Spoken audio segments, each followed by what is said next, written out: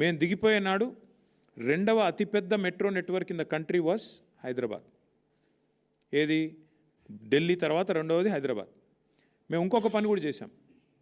దిగిపోయే ముందు మేము సరిగ్గా ఒక 6 నెలల ముందు హైదరాబాద్ మిగతా అన్ని నగరాలకు కూడా భారతదేశంలో దాదాపుగా మెట్రో నగరాలకి ఎయిర్పోర్ట్ నుంచి సిటీకి మెట్రో ఉంది, ఎక్స్ప్రెస్ ఉంది, మన దగ్గర లేదు, ఇది ఆలోచన లేకుండా చేశారు అని చెప్పి కేసీఆర్ గారు ఒక నిర్ణయం తీసుకొని మరి ఎయిర్పోర్ట్ మెట్రో కూడా ఆనాడు మరి మైండ్ స్పేస్ నుంచి డైరెక్ట్గా శంషాబాద్కి ఏది ఓఆర్ఆర్ ఎంబడ తీసుకొని పోయేందుకు కూడా టెండర్ పూర్తి చేసినాం, శంకుస్థాపన చేసినాం.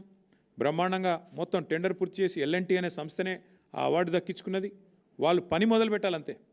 ఇంకా అద్భుతం ఏంటంటే ఏ మాటకు ఆ మాట ఆనాడు కాంగ్రెస్ ప్రభుత్వం డాక్టర్ రాజశేఖర్ రెడ్డి గారు ఎప్పుడైతే ఓఆర్ఆర్ నిర్మాణం చేశారో ఒక మంచి పని చేసినారు. అందులో ఏం చేసినారు?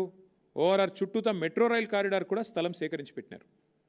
అందుకే మేమేమనుకున్నామంటే మెట్రో అనేది రహేజా మైండ్ స్పేస్ నుంచి, ఎందుకంటే అక్కడ లక్షల మంది ఐటీ ఉద్యోగులు రావడం పోవడం ఓఆర్ఆర్ ఎట్లాగుంది, కానీ విపరీతంగా పెరుగుతున్నది, చుట్టూ అపార్ట్మెంట్లు వస్తున్నాయి, అక్కడ విపరీతమైన ట్రాఫిక్ రద్దీ కూడా పెరుగుతున్నది. కాబట్టి ఇక్కడ నుంచి కేవలం ఎయిర్పోర్ట్ వరకే పోదు, అది మధ్యలో స్టాప్స్ కూడా ఉంటాయి. బుద్వేల్లో, శంషాబాద్లో, యువతల నార్సింగిలో ఇన్ని స్టాప్స్ ఉంటాయి, ఖాజాగూడలో. దానివల్ల ఏమవుతుంది?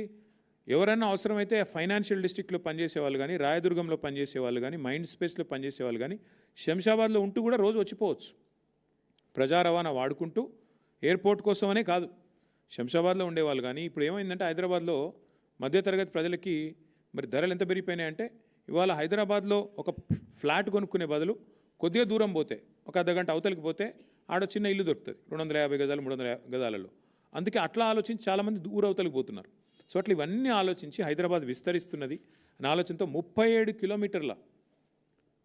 కిలోమీటర్ల ఎయిర్పోర్ట్ మెట్రో ఎక్స్ప్రెస్ కూడా అంకురార్పణ చేసింది బీఆర్ఎస్ ప్రభుత్వం.